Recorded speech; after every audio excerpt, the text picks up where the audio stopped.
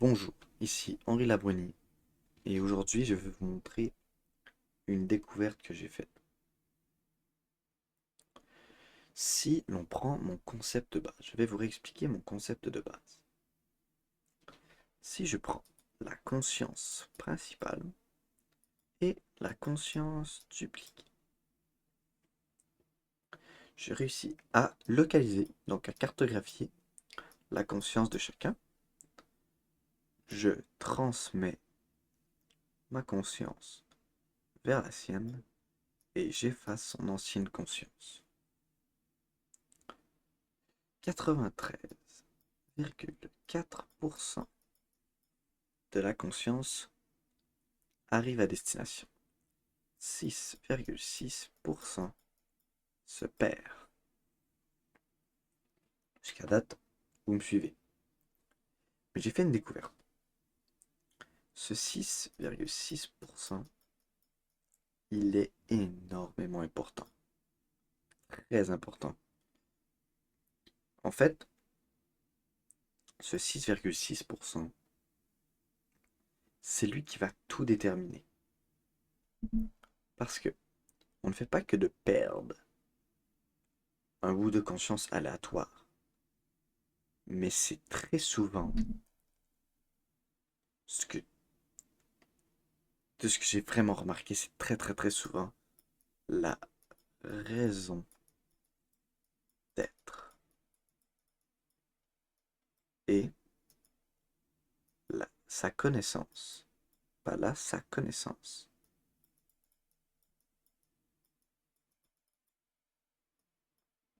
de son existence. Pour être plus précis, pas simplement la connaissance de son existence, mais de sa provenance. Savoir qui il est. Donc si le 6,6% est relié avec ça, eh bien ce corps, donc la conscience copiée, donc le corps 2, donc corps 1, corps 2, le corps 2 ne sera pas d'où vient corps 1. Vous me comprenez? Si on prend deux autres bonhommes et que je transfère la conscience à 100%, corps 2 sera d'où vient corps 1 parce qu'ils sont identiques. Absolument identiques. Mais là, corps 2 ne sait pas d'où vient corps 1, il ne sait pas d'où vient corps 2. Il ne sait pas lui-même d'où il vient. C'est vraiment... C'est fou comme découverte. Il n'est pas conscient qu'il ne sait pas d'où il vient, mais il est conscient que quelque chose cloche. C'est fou. Si les résultats avaient été 100%, ma duplication aurait été parfaite. Mais pas là, puisqu'il manque 6,6%. Exemple, prenons exemple. Tout ça, ce n'est pas simplement savoir sa raison d'être et sa connaissance de son existence. Ça marche aussi sur le comportement. Donc, comportement.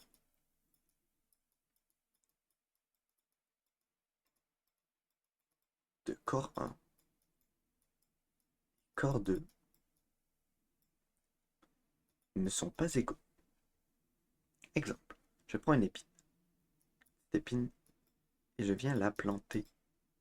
Hop, cette épine, je viens la planter dans l'épaule de chacun.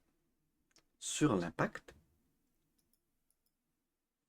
lui va peut-être réagir avec ce bras, tandis que lui va peut-être réagir avec ce bras. Ils auront une conscience qui ne sont pas équivalentes. En fait, malgré le calcul, ce serait quand même 50-50. 50-50%. Pourquoi? Parce que la conscience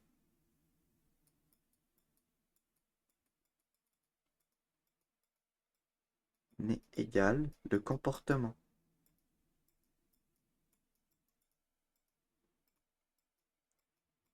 Ça, c'est ce que je pensais.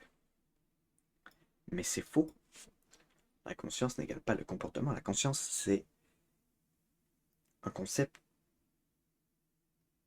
de la connaissance de son existence, un concept de savoir prendre des décisions, avoir une raison d'être. Mais le comportement, c'est lié au physique. Et je peux transmettre la conscience d'un homme vers celle d'une femme. Elle va penser comme un homme, mais va peut-être agir comme une femme. Vous me comprenez? Donc c'est très très très différent. Ça, c'est extrêmement important. La conscience n'égale pas le comportement. Et il ne sera pas il n'aura pas connaissance de son existence, mais il ne le sera pas. Et c'est fou. Ça me rend fou. Parfois, j'arrive à me mettre à leur place sans même m'en rendre compte. Je me dis, mais d'où je viens? Tu vois, de base, je viens du ventre de ma mère et tout. Mais j'ai pas souvenir. Vous comprenez? Je me dis, ça doit être fou. Parce que, en fait, il n'y a pas simplement ça, mais les souvenirs sont transmis. Ils sont transmis, mais mal transmis. Ils sont transmis et si lui, à 13 heures, vit une action qu'on va représenter par un X, lui va peut-être ressentir cette action à 15h30. Et j'ai l'impression de vivre ça. Et en fait, je suis en train de me demander, est-ce que tout mon concept est faux et c'est simplement des réactions humaines? L'impression de vivre quelque chose que quelqu'un d'autre a vécu.